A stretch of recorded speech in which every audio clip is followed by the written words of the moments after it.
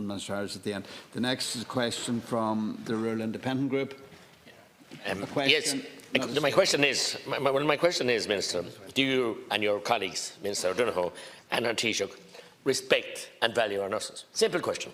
Okay, thank you. I have a number of questions. Sorry. I think you had a question. Minister and ministers, now Harry, I'll call you. Harry, you've spent £1 million on communication, on a PR firm to cover up the debacle, the black hole out in Children's Hospital. You spent 80 million on consultants to design that mess. And where's the accountability? Are you going to hold anyone in the Department of HSE or Department of Health to account? We have the resignation of the chair of the board. But is anyone going to be held? Hold on. This is about the nurses dispute. About money. They have money for this. Listen, they have money for. If you go to the shop, you can't buy. No, excuse me. It's about the nurses dispute. If you go to the shop with no money in your pocket, you get no groceries. They haven't money to pay the nurses, but they have money for everything else. You're here long enough to know. Ask a relevant question. That's relevant. It's not about money. How more relevant can it be? What's wrong with you, Lescan Cola? It's totally relevant. They have money for the nurses, they have money for the ordinary services, the elderly or whatever, but they have money for everything else, to throw it at consultants, to throw it at design people, to our design teams. I'm asking him, will he not get into proper, meaningful negotiations? I'm not finished. Excuse me, we're sharing time. We're sharing time. Hold on a minute. We're sharing time. I have 2.5 minutes. Deputies, I think I've been fair to everybody in the House this day. We're sharing time. Well, if I haven't been fair to you, you can deal with it and I'll deal with it. You're trying to abuse the position. I'm not going to accept that from you. You must ask relevant questions. It's all about money. It's about nurses. Deputy Danny Healy-Rae, or you won't get in. Will he enter into negotiations immediately with You could put that in another way. Without preconditions. Deputy Healy-Rae, don't make accusations against the chair, because I will deal with you in another forum. Yeah, but correct. Deputy. I had 2 minutes to ask my question. You don't. I had. Minister to answer. Listen. Let's be orderly. Our House has been very orderly and very dignified all day. And don't abuse your position. Minister, how can you explain to the people of Ireland that you have money for a rainy day fund, but you don't have money to pay the nurses? Please explain that to the people of Ireland, will you? Minister. Thank you. I'm trying to save time. Lescan Corla. Deputy McGrath made the absolutely ridiculous assertion that there's no money available. Deputy, this year alone, the health services will be receiving €17 billion of taxpayers' money to support the development and delivery of services in our country. Sorry, just 1 second, Minister.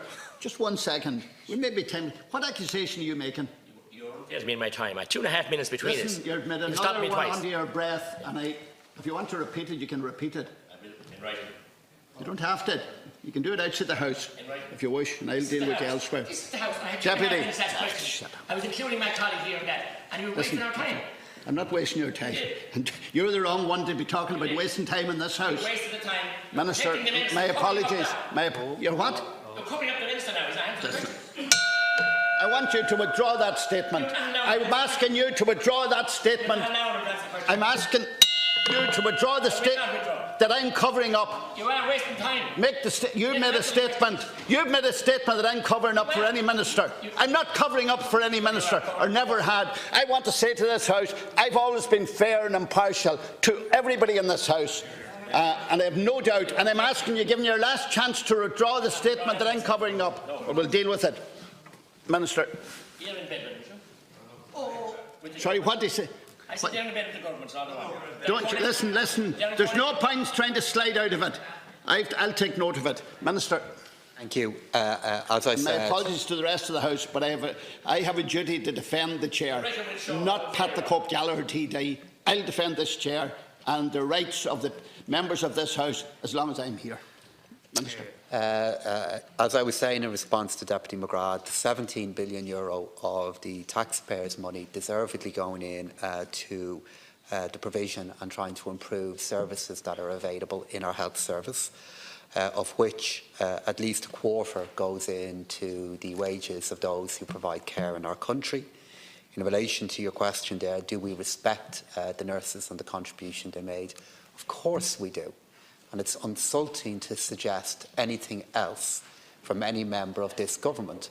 But of course the challenge we have, Deputy McGrath, which of course, you have no interest in acknowledging is we have many other public servants whose work we also respect. In fact, we have over 290,000 of them. And if we make any one movement in this wage agreement for one group, it has immediate consequences for every other group, which of course is something that you have no interest in acknowledging. Do I know you understand it? In terms of the question that was put to me there by Deputy Healy-Rae, why are we putting money into a rainy day fund? And of course I can understand why many would ask that question given the pressures that we always have for today. The simple question for that, Deputy, is that when we get into another difficulty at a point in the future, as will happen because we are an open economy and there's a huge amount happening in the world at the moment, as you well know, the debt levels that we have from emerging from the last crisis are far, far higher for our country than when we went into the difficulty we're trying to put behind us. And if we don't have some reserves available to deal for whatever shock the rest of the world might throw at Ireland, our difficulties will be even greater.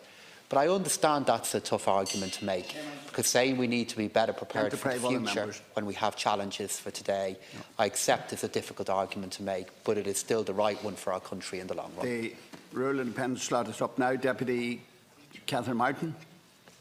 Question.